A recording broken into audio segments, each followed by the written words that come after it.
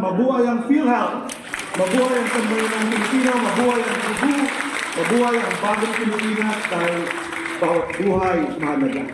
Naghiusa ang Cebu Provincial Government ug ang PhilHealth sa paglunsad sa programang Yakap Gamot nga gipahigayon kagahapon Martes sa Social Hall sa Cebu Provincial Capital.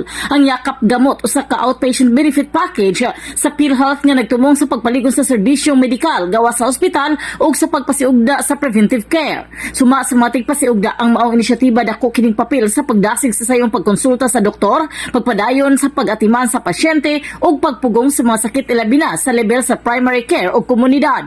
Gilauman nga pinagi sa mas lig-on nga koordinasyon sa lokal nga pangagamhanan o mga city health offices, mas daghang sugbuanon ang makabenepisyo sa gipauswag nga outpatient o preventive health services ubos sa Universal Health Care Program sa nasod. Ang launching nagsilbi kining formal nga presentasyon sa sakop, benepisyo ug mekanismo sa implementasyon sa Yakap Gamot samtang gisgutan usab ang papel sa mga lokal nga pangagamhanan sa epektibong pagpatuman ini sa matag lungsod ug dakbayan sa probinsya. Ubos sa mong programa ang PhilHealth karon naglangkob og 75 ka importanteng tambal alang sa kasagarang mga acute o chronic nga kondisyon.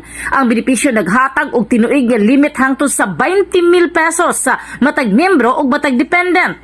Ang mga kondisyon nga sakop naglakip kini sa hypertension, diabetes, dyslipidemia, asthma ug uban pa mga sakit sa paginhawa, mga impeksyon ug piniling kondisyon sa cardiovascular ug neurologic. Ang kalihukan gitambungan kini sa mga opisyal sa probinsya sa Sugbo sa pagpangulo ni Governor Pamela Baricuatro, mga representante sa sektor sa panlawas din diha usab mismo sa Health Secretary Teodoro Herbosa ug ang uban pa mga stakeholders.